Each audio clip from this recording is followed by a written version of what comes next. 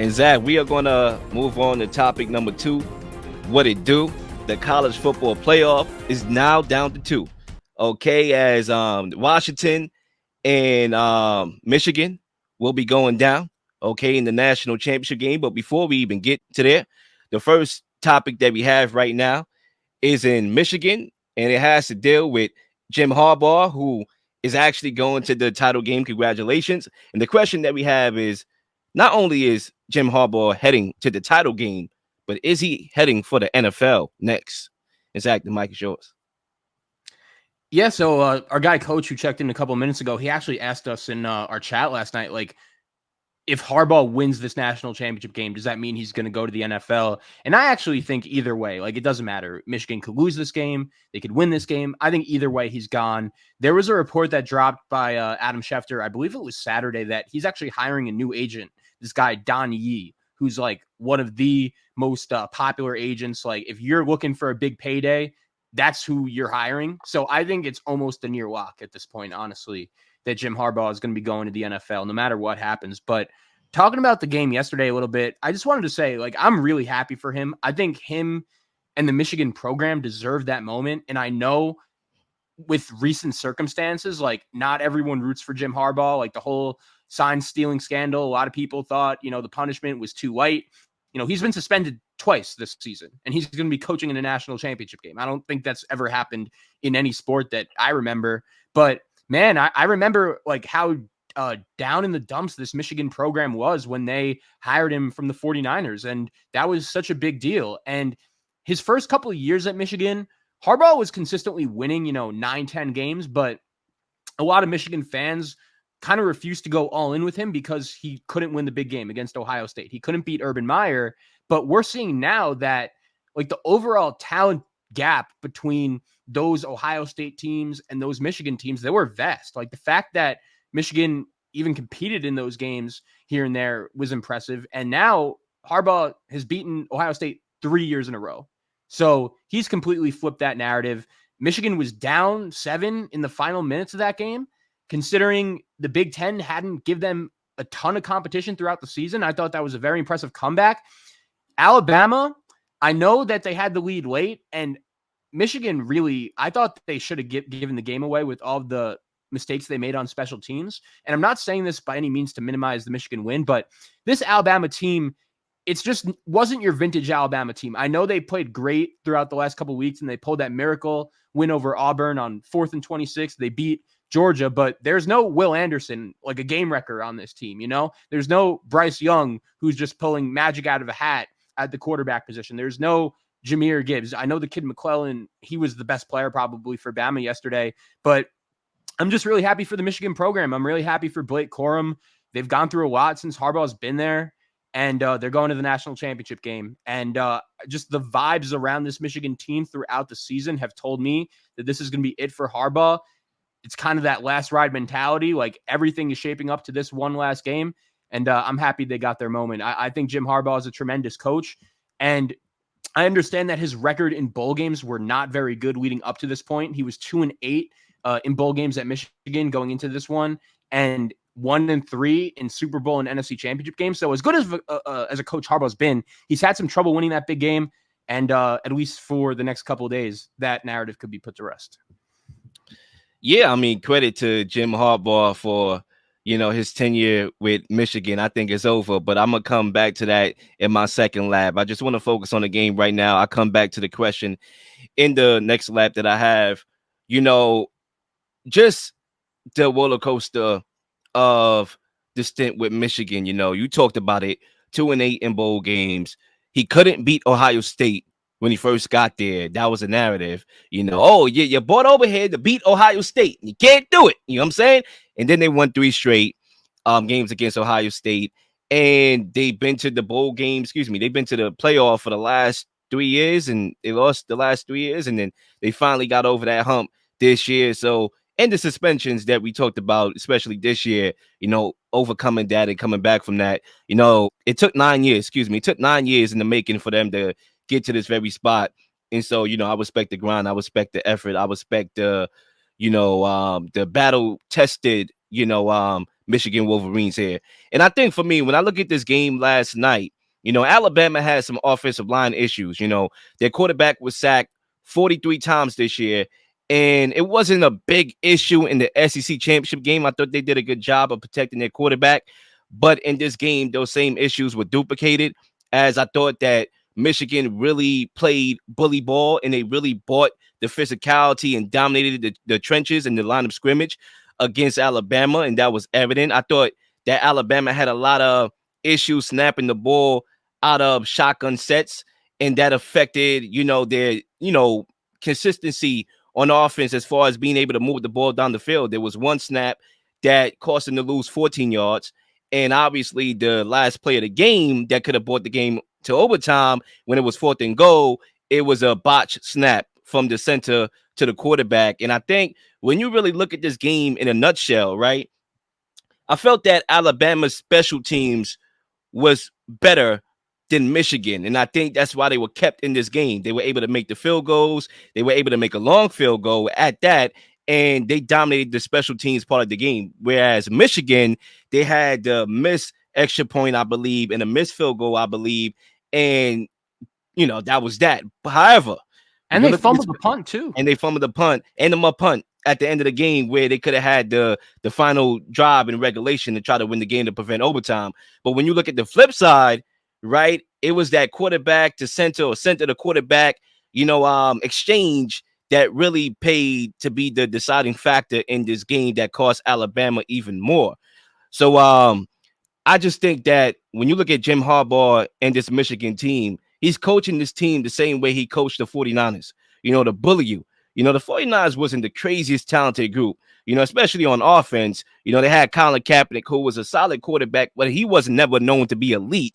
But they won games off of being physical and bullying you. And that's what they did to a Nick Saban coach Alabama team at that. You have to give them credit for that. And that's why I have no issues with them representing in the national championship game. Absolutely. And when you look at, that game, there was just so many roller coasters. Like, I agree, Michigan deserved to win. They were the better team. But at the same time, like, these mistakes almost cost the team that makes them every time. And there were just so many of it. Even the first, play, I know it was called off, but McCarthy was a little bit rattled. He threw an interception. It was called back. They fumbled the punt. Like, there were just so many mistakes. And usually that cost the team that makes them. And in this case, somehow it didn't. It's wild that on that last play you referenced with the punt, like if the ball just bounces a different way, Alabama easily could have won that game at the buzzer, which would have been just an all-time moment. But yeah, Michigan, they stepped up. They made the plays when they needed to. And I'm happy for them. I am. As far as Jim Harbaugh and answering the question about his future, I think I agree with you 100%. I think, he always had a fascination with the NFL. The opportunity wasn't right, and I think there's an opportunity, not to really get too deep on that side of the bracket, but maybe Los Angeles, coaching Justin Herbert. I think that opportunity is right there. And the agent that he hired, what do you call him? Don Lee?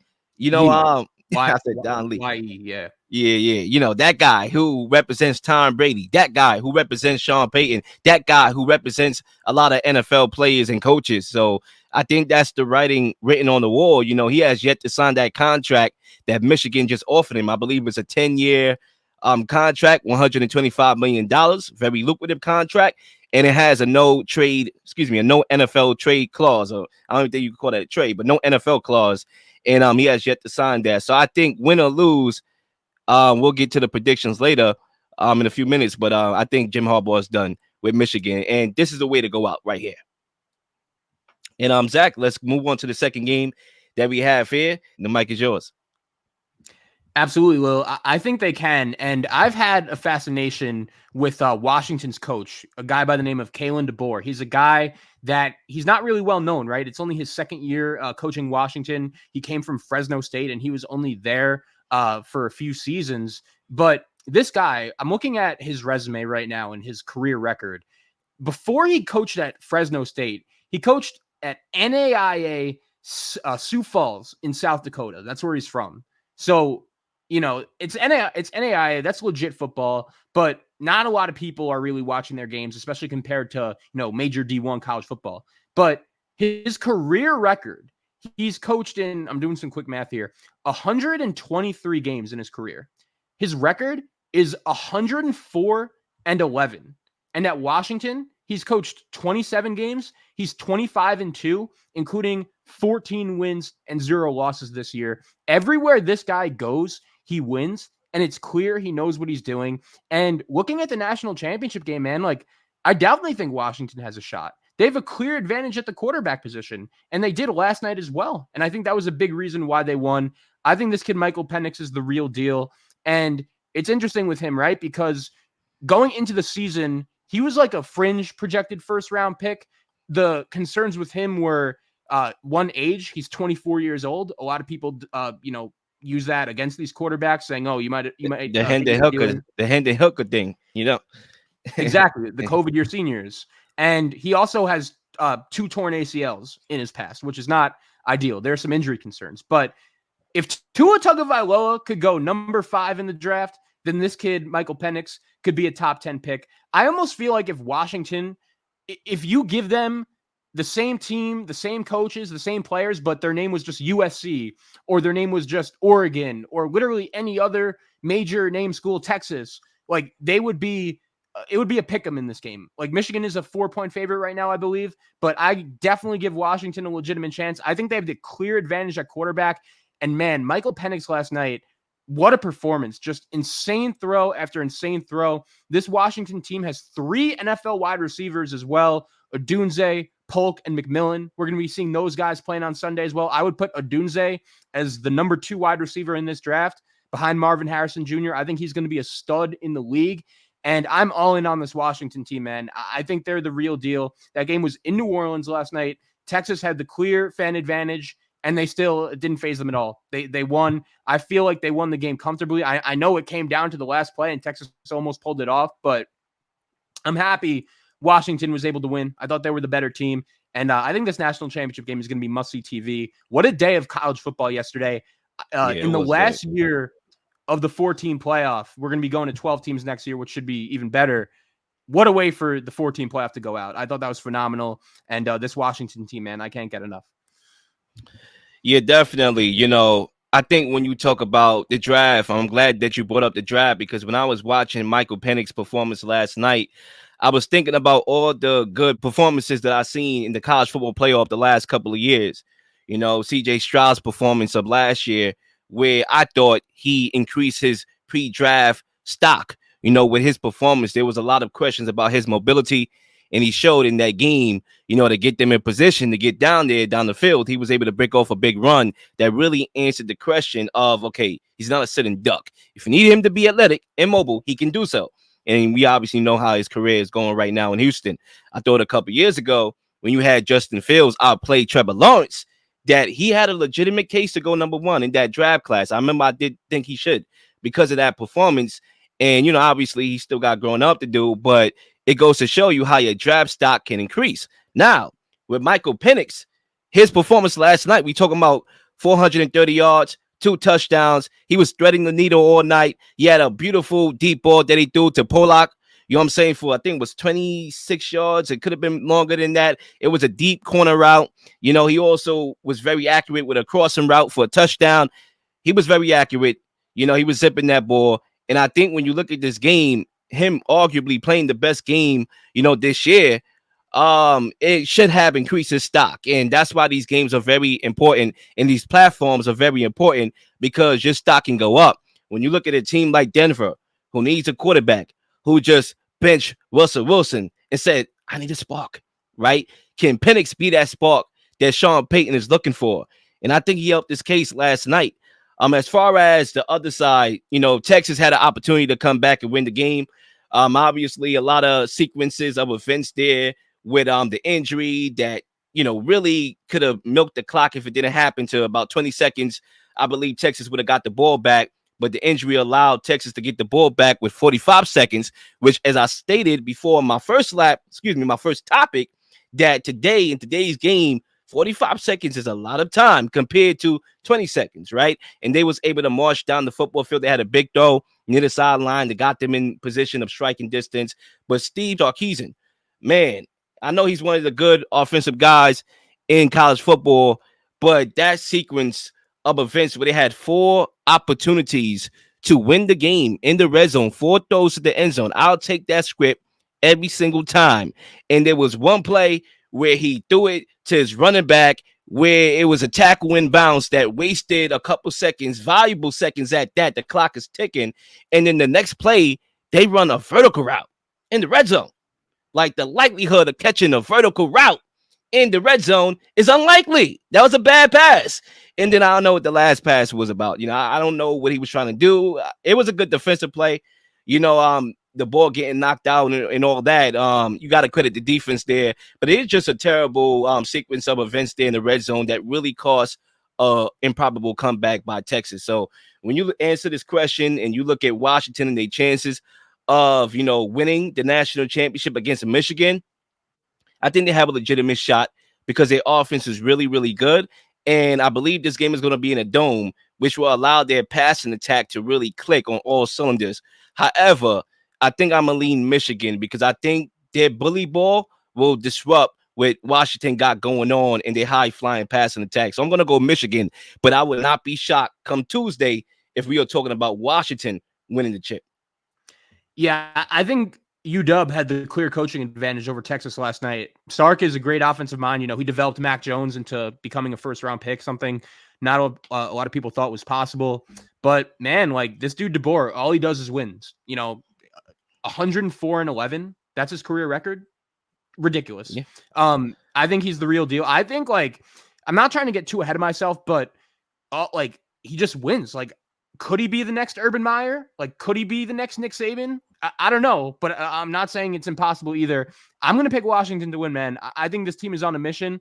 I think this team is full of destiny. That performance by Penix last night was unreal. Being in a dome helps.